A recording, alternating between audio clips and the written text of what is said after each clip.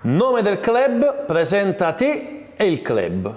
Nome del club, Club Napoli Scafati di Os. Io sono Salvatore Canfora, presidente del club. Allora, Milan Club Pagani, io sono Marco, il responsabile del club, e siamo un club da 2 anni e mezzo, siamo attivi. Il giocatore simbolo della storia della tua squadra e perché? Vabbè, il giocatore simbolo della storia della squadra ed è anche diventato il simbolo di questo club, ovviamente non poteva essere che il grande Diego Armando Maradona, il perché non penso ci sia bisogno di spiegarlo. Ne abbiamo avuto più di uno, però penso Baresi su tutti. È andato in B e poi è risalito e ha vinto tutto con l'era Berlusconi. Il coro che ha fatto la storia per la tua squadra, cantalo. Il coro che ha fatto la storia, sarò con te, tu non devi mollare, abbiamo un sogno nel cuore, Napoli torna campione. Come quando da bambino la guardavo con papà. Lo scorso anno in campionato la spuntò il Napoli, in Champions il Milan, tra le polemiche. Lo scorso anno il Napoli ha dominato nettamente in campionato, in Champions il Milan si è tolto qualche sassolino dalla scarpa, forse non proprio meritatamente, però va bene così. Cercheremo magari quest'anno di fare il possibile per rimediare a questo inizio drastico. Vabbè, qualche polemica per qualche errore arbitrale forse, però penso che ce la siamo meritata nel doppio confronto. Il Napoli meglio perché in campionato ci ha dato una marea di punti. Se dico Inter cosa pensi e se dico Juve? Se dici Inter penso che quest'anno l'Inter stia facendo lo stesso cammino del Napoli dell'anno scorso, se dici Juve mi trattengo perché siamo in fascia protetta e non vorrei urtare. Se dici Inter mal di pancia, nausea, vomito. Se dici Juve 28 maggio 2003, la finale bella, quella di Manchester, quella che abbiamo vinto, irripetibile. Stadio Maradona o San Siro? Perché? Vabbè, Stadio Maradona tutta la vita. Perché? Perché abbiamo passione, calore, clima, che magari loro ne hanno un po' meno e quindi Maradona tutta la vita. San Siro senza dubbio, penso che pure i napoletani la vedono come me. Baresi è una leggenda, Maradona è il calcio. Baresi è una leggenda, è stato uno dei pochi signori del calcio, quindi io lo ricordo con molto piacere, tant'è vero che da piccolo indossavo la 6, quindi per me è sempre stato un onore. E Maradona, vabbè, Maradona è stato il calcio e non penso ci sia qualcuno che possa ripetere quello che ha fatto lui. Sì, Baresi, tornando a prima, è una leggenda del calcio. Maradona, tutto il bene che voglio a Messi, però un altro Maradona non nasce. Berlusconi ha scritto pagine di calcio vincente, De Laurentiis ha riportato lo scudetto a Napoli dopo 33 anni, 2 presidenti però diversi.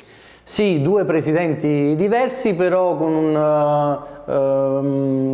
una cosa in comune, che hanno comunque una presenza molto importante all'interno della società, a volte anche sovrastano quelle che sono un pochettino le vicissitudini della squadra, però diciamo che entrambi hanno fatto un ottimo lavoro. Sì, non mi piace tantissimo De Laurentiis perché credo sia più imprenditore che presidente, però anche qui come per lo stadio penso che Berlusconi non abbia rivali. Fai un appello al tuo presidente attuale. Presidente, qualche traguardo è stato raggiunto, però ora ci vuole un po' più di cuore, quindi tutte queste promesse vediamo di concretizzarle, lo stadio nuovo, un impianto che sia degno del nome di Napoli e speriamo di portarci a casa qualche altro trofeo. Sì, te lo dico in napoletano? Cacci i sordi. Dallo scudetto alla difficoltà, cosa è accaduto dopo la festa tricolore? Ma dopo la festa tricolore diciamo che era anche prevedibile una piccola flessione, nessuno si aspettava il campionato che il Napoli sta facendo quest'anno, però ti ripeto, speriamo di arrivare in Champions così da limitare i danni e poi l'anno prossimo sarà un'altra storia. Beh, penso che secondo me il Milan doveva fare un percorso diverso, lo scudetto è arrivato troppo presto e qualche giocatore si è sentito arrivato e bisogna cambiare ora, bisogna cambiare allenatore, bisogna cambiare mentalità. Mi raccomando, sii sincero, più bello l'azzurro e il rossonero. Ah vabbè, ma l'azzurra come si fa? Ma già il colore dice tutto, il colore del cielo, del mare, il rosso e nero è un po' il colore che magari c'è anche nell'aria lì a Milano, quindi non c'è paragone. L'azzurro è bello del cielo e del mare, no, della maglia del Napoli. Rosso-nero 100%. Club organizzati, il bello del calcio, come si può combattere la violenza? Vogliamo vivere le partite come una festa. La violenza si può combattere con l'educazione allo sport già da piccoli e già nelle scuole calcio, cosa che in questo momento non vedo proprio così netta, quindi si potrebbe lavorare meglio da piccoli affinché poi da grandi si approcci allo sport nella maniera giusta. Ma ti parlo per me, io a San Siro la vivo sempre come una festa, noi la viviamo sempre bene, fortunatamente non abbiamo sempre questi problemi. È un discorso un po' particolare quello della violenza, è delicato, però diciamo che come club non abbiamo queste difficoltà.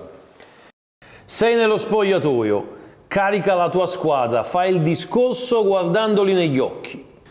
Ragazzi, noi abbiamo vinto uno scudetto l'anno scorso, quindi questo scudetto che ci siamo sudati lo dobbiamo difendere con i denti, quindi mo andiamo a mezzo campo e facciamoci capire Oriavala, con Ciuccio è ferito, ma non è morto.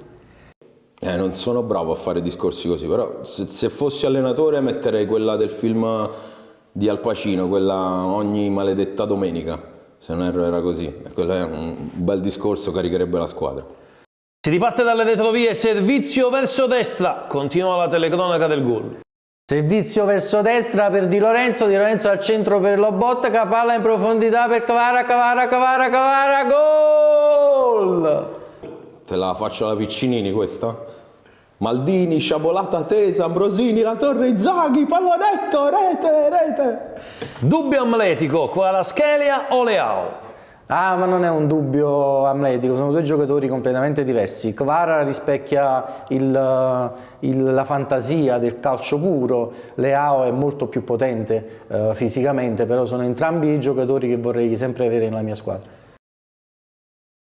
Vabbè, è facile, all'avversario ruberei la bacheca, non so se arriveremo mai a vincere tutto quello che ha vinto il Milan, però sicuramente la bacheca. Io stimo molto Kvaratskhelia, però secondo me Leao è superiore, si gingilla un po' troppo e non ha nelle sue priorità fare il calciatore, secondo me Leao, però è più forte.